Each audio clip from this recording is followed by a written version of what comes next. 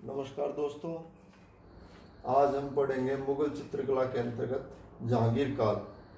जहांगीर काल पे मैं सिर्फ ये एक वीडियो मेरी पूरी जहांगीर काल पे होगी, जिसे स्वर्ण काल कहा गया है मुगल चित्रकला का। ठीक है, मुगल चित्रकला का इम्पोर्टेंट है, क्वेश्चन आता है मुगल चित्रकला का स्वर्ण काल किसे कहा जाता है, वो है जहांगीर काल। याद रखना। तो इसके अंतर्गत जहांगीर ने एक अपनी आत्मकथा लिखी थी, तुजुक ए जहांगीरी, जिसे जहांगीरनामा भी कहते हैं।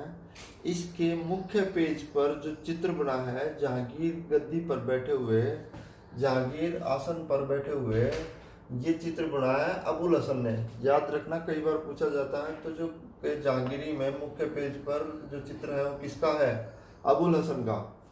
ठीक है, ये है विशेषताएं कि क्या क्या विशेषता रही है जहांगीर काल की। जहांगीर काल के कला को स्वर्ण काल कहा गया है। और दूसरा, जहांगीर ने अकारिजा के नेतृत्व में आगरा में चित्रशाला खोली। किसके नेतृत्व में? अकारिजा के। अकारिजा जो था ईरानी चित्रकार था और इसके पुत्र का नाम है अबुल हसन।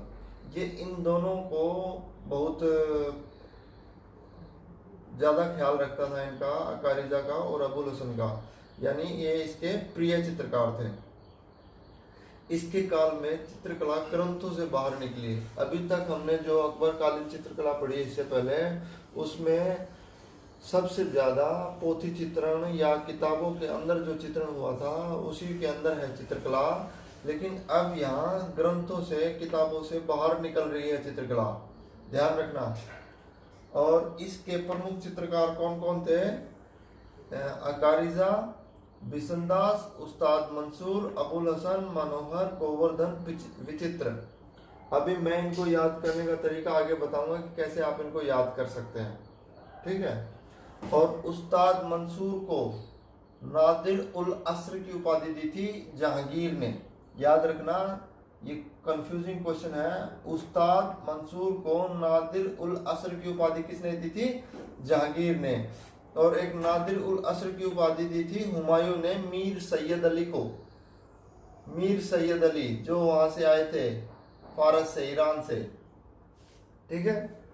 तो जो ये मंसूर था, ये पशु पक्षी और प्राकृतिक सौंदर्य चित्रण करने में माहिर था। इसके चित्र ये मुख्य है: साइबेरियन का सारस, बंगाल के फूल, बाज, जेब्रा, लाल फूल और टर्की कॉक। ये मुख्य चित्र हैं किसके? उस्ताद मंसूर के। क्वेश्चन पूछ सकता है, साइबेरियन का सारस किसने चित्रित किया? जेब्रा किसका प्रसिद्ध चित्र है मुगल काल का? या बाज किसका प्रसिद्ध चित्र है? बाज जो चित्र है, ये इस पे जो पात शाह नामक कुछ लिपि भी लिखी है। और जो अब बात करते हैं हम अबुल हसन की, इसे उपाधि दी थी नादिर उल जमा। किसका पुत्र था? अकारिजा का। नादिर उल जमा की उपाधि दी थी। चिनार के वृक्ष पर गिलहरिया। चिनार के वृक्ष पर गिलहरिया जो चित्र था इसका बहुत फेमस था और ये लंदन में है। ठीक है। तो इसमें चिनार के वृक्ष पर गिलहरियों में बैक साइड में ये दोनों नाम है, नादिर उल जमा और नादिर उल असर। ये इसका मतलब है उस अबुल हसन और उस्ताद मंसूर ने मिलकर बनाया है। शायद जो चिनार का वृक्ष है ये उस्ताद मंसूर ने बनाया है और जो गिलहरियां हैं वो अबुल हसन ने बनाई है। ठीक है, ऐसे हो सकता है। और ये है मनोहर, ये बसावन का पुत्र था। बसावन किसका चित्रकार था? अकबर काल का। और ये उसका पुत्र है मनोहर। ये मैं पहले वीडियो में बताया था। अगले चित्रकार हमारे गोवर्धन और विचित्र। प्रमुख जो विषय रहा है यहाँ जहांगीर काल का, वो राज दरबार के चित्र रहे हैं, राज दरबार। और इसके काल में 2 सचित्र पांडुलिपि भी तैयार हुई थी, अय्यार ए दानिश और अनवर ए सुहेली। ये 2 सचित्र पांडुलिपि जहांगीर काल में तैयार हुई थी। ठीक है। अब 5वां इंपॉर्टेंट पॉइंट है, ईरानी प्रभाव से मुक्त हुई थी चित्रकला यहाँ। इससे पहले ईरानी प्रभाव था, अकबर काल में ईरानी प्रभाव रहा है चित्रकला पर, लेकिन यहाँ पर धीरे धीरे जहांगीर काल में चित्रकला से ईरानी प्रभाव हटकर भारतीय प्रभाव आना शुरू हो गया था। भारतीय प्रभाव था। और यूरोपीय प्रभाव शुरू कब हुआ था? अकबर काल में। अकबर के समय में इस पर यूरोपीय प्रभाव शुरू हो गया था, लेकिन जो ज़्यादा प्रभाव पड़ा यूरोपीय का वो जहांगीर और शाहजहां काल में पड़ा। अब बात करते हैं हम बिशनदास और मनोहर। बिशनदास और मनोहर ये दोनों अनुकृतियां या सभी चित्र बनाने में दक्ष थे। पोर्ट्रेट बनाने में से फेमस थे। बिशनदास को जहांगीर ने फारस के राजा शाह के चित्र व उसके परिवार के चित्र बनाने के लिए भेजा था। फारस भेजा था बिशनदास को जहांगीर ने।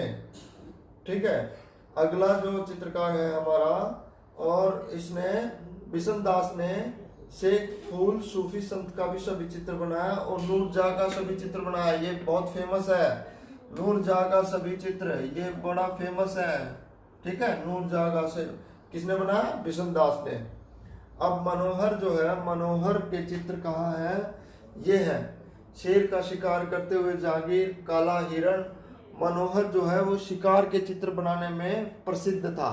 शिकार के चित्र किसके द्वारा बनाए गए हैं? मनोहर के द्वारा। और मुरक्का एक वर्ड है इसमें, याद रखना, मुरक्का। मुरक्का जो है कुछ चित्रों की एल्बम होती थी, छोटे छोटे चित्रों की। अब मैं आपको एक छोटी सी टेक्निक है जो मैं यहाँ सिखाऊंगा कि किसके बाद कौन सा राजा आया। तो इसका लिखो आप भाज शाहो। शाहो एक फिल्म भी आई थी अभी। और भाज शाहो, इसमें क्या है? बाबर, है से हुमायूं, ए से अकबर, जे से जहांगीर, SAH शाहजहां, ओ से औरंगजेब। ये टेक्निक है हमारी लर्न करने की इनको। ठीक है, इससे आपको आसान हो जाएगा कि कौन सा राजा किसके बाद आया। ठीक है, हाँ। अब हम बात करेंगे छोटी सी, जो मैं भूल गया था पिछली वीडियो में बताना, एक चित्रकार का नाम मिस्किन जो चित्रकार था, ये जहांगीर के समय भी है और अकबर के समय भी है। इस पर यूरोपीय प्रभाव है, यूरोपीय प्रभाव के चित्र बनाता था मिस्किन। और एक पॉइंट है, इंपॉर्टेंट पॉइंट, सलीम का जन्म जो कि अकबरनामा का चित्र है, इसके 6 खंड हैं। ये बहुत उत्कृष्ट चित्र है और जो अल्बर्ट म्यूजियम लंदन में सुरक्षित है। ठीक है, अब बात करते हैं हम इन कलाकारों को याद करने की। कलाकारों को याद करने के लिए मैंने एक ट्रिक बनाई है, मामा भी गावे। ठीक है, जी भी गावे।